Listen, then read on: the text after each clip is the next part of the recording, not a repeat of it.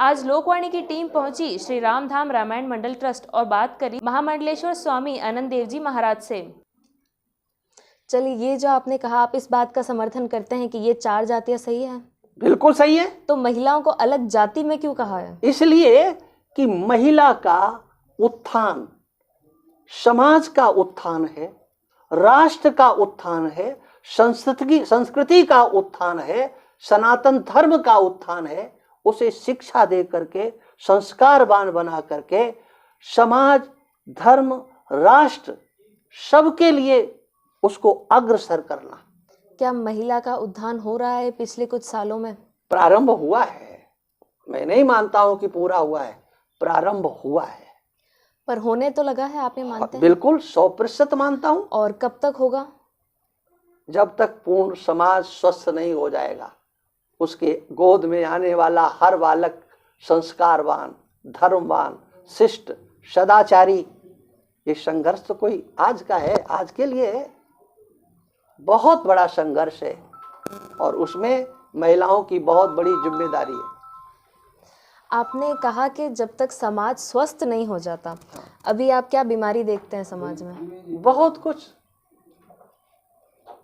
हमें तो टेलीविजन के माध्यम से ही मालूम पड़ता है।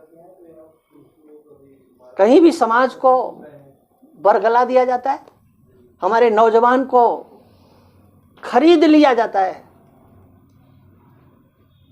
ना, खरीद लिया जाता है। आज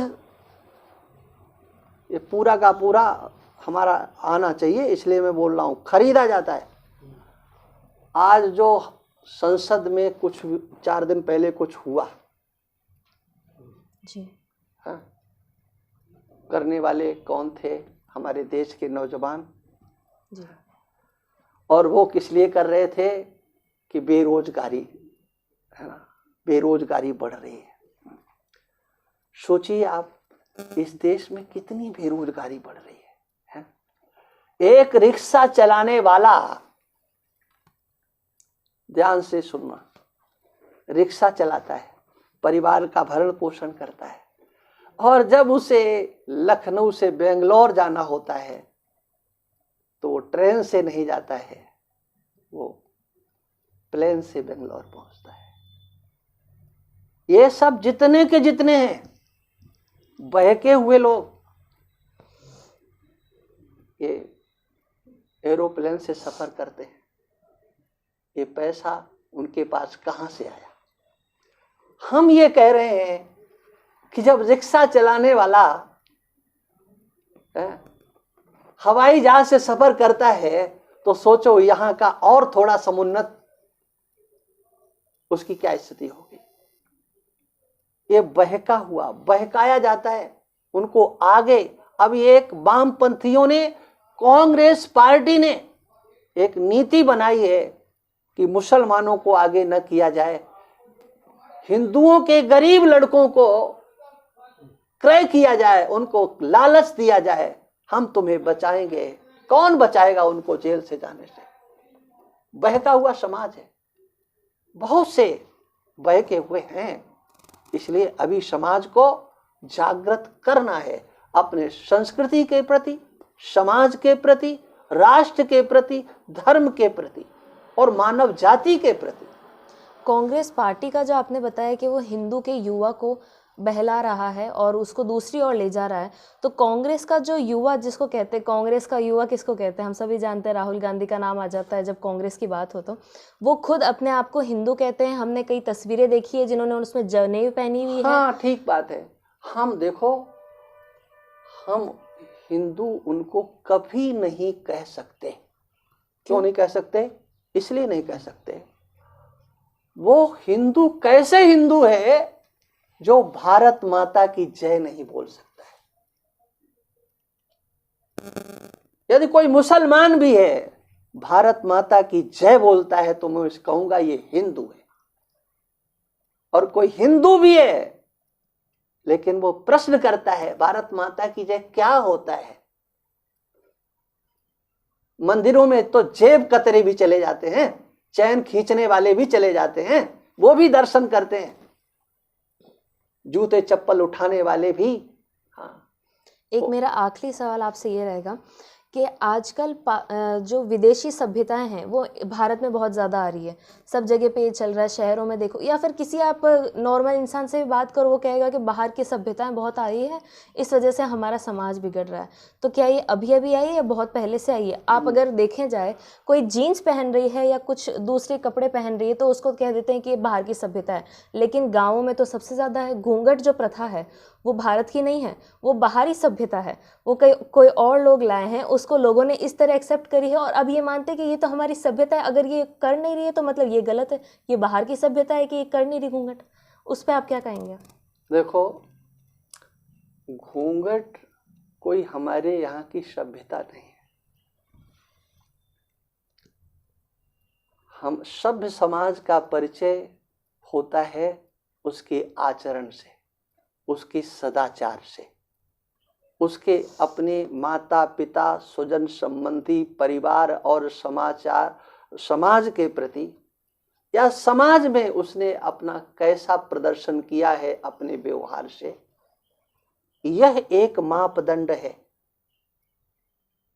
घूंघट प्रथा कही जा सकती है किसी काल में, लेकिन हमारी सभ्यता नहीं है। कहीं शास्त्र में प्रमाण नहीं है कि घूंघट निकाला जाता है। सिर्फ घूंघट की बात नहीं करें तो बाकी भी ऐसी कई सारी प्रथाएं चल गई है जिसमें ये बताते हैं कि ये तो सभ्यता है। जैसे अपन ये मान लेते हैं कि पहले के टाइम पे लोगों से अगर बात करें तो वो कहते हैं कि पहले के टाइम पे आदमी कमाता था, औरत घर चलाती थी, जबकि ऐसा देखा जाए भारत जो है किसान का देश है, यहाँ पे सब किसानी करते और यहाँ पे आदमी औरत साथ निकलते थे, दोनों मिलके किसानी करते थे। जब घर पे आते थे तब आदमी फैसले लेने बैठता था और औरत रसोई देखती थी। दोनों कमाते तो साथ में थे, दोनों घर साथ में चलाते थे। कुछ टाइम से ये चल गया कि नहीं कमाते साथ में नहीं थे, नहीं, और अब वापस से जब संघर्ष हो रहा है तो उसको इम्पोर्टेंस नहीं है। ऐसा बिल्कुल नहीं है कि केवल पुरुष फैसले लेते थे जी। हाँ, ऐसा नहीं है। पुरुष केवल फैसले नहीं लेते थे, माताओं की हिस्सेदारी होती थी। बल्कि मैंने तो ऐसे परिवार देखे और आज भी ऐसे परिवारों को कि भाई दादी है, इससे पूछो इसकी क्या राय है, ये क्या करेगी। बड़ी बहन को भाई लोग सम्मान देते थे।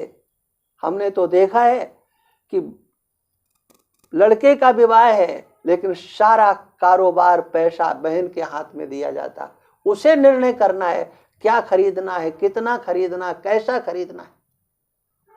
ये तो बहुत छोटी बातें हैं, ऐसा कभी नहीं। वो तो पंचायत में क्या माताएं जाकर के पंचायत करेंगी, बाहर बैठेंगी, नहीं सभ्यता थी। और आज जो होने लगा है तो उसका परिणाम क्या है? तो आपके हिसाब से अगर औरतें वापस से, महिलाएं वापस से डिसीजन लेने लग जाए, फैसले ले रही है, भले ही घर में हो या राजनीति में हो। हमारे यहाँ की देवियां, कितने राज्यों की इतिहास को देखो, गद्दी पर बैठ करके उन्होंने शासन चलाया, शासन किया था। लेकिन अगर अपन वर्तमान काल में देखें, अभी औरतों के पास ना इतने, महिलाओं के पास ना इतने फैसले हैं। राजनीति में भी देख लें, कहने को तो उनको 1% दे रखा है कि हाँ इतना % आपका है, पर वहां पे पहुंची तो नहीं है औरतें। सब पहुंचेंगी, कितनी नहीं, कहाँ नहीं पहुंची है, सब जगह तो पहुंच रही है। आज हवाई जहाज उड़ा रही है, आज जो है बसें चला रहे हैं। आप जाओ दक्षिण में देखो, वहां देवियां बसें चला रही हैं, हवाई जहाज उड़ा अभी शायद ट्रेन में नहीं आई है, हो सकता है अंतर में ट्रेनिंग चल रही हो और वो जो है ट्रेनें भी चलाएं। कहाँ उनकी उपेक्षा हुई है, कहाँ आगे नहीं, बताओ।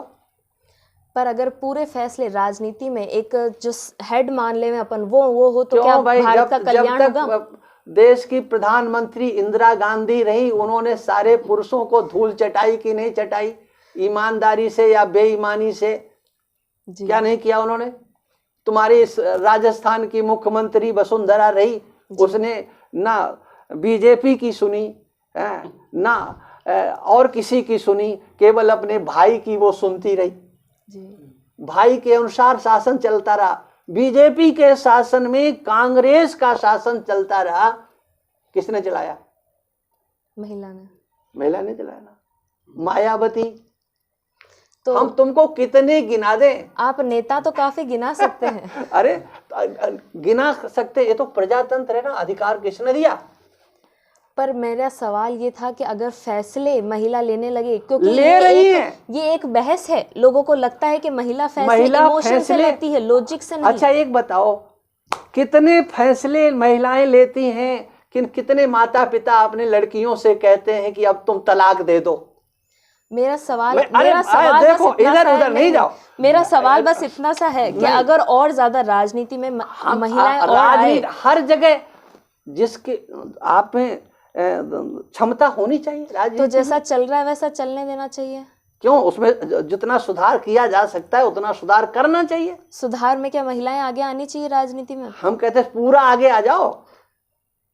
जब घर चला सकते हैं तो संसद क्यों नहीं चलेगी? इंदिरा गांधी ने चलाई कि नहीं चलाई? जी चलिए, ये थे हमारे साथ में महामंडलेश्वर स्वामी आनंद देव जी महाराज। हमने इनसे जाना कि महिला जब घर चला सकती तो संसद भी चला सकती है। इन्होंने हमें बताया कि राम मंदिर में क्या क्या संघर्ष इनको देखने पड़े थे। इन्होंने हमें बताया कि किस तरह से आज का युवा जागरूक भी हो रहा है, लेकिन कुछ सामाजिक तत्व उसे बहला भी रहे। लोकवाणी से हर्षिता सिंह।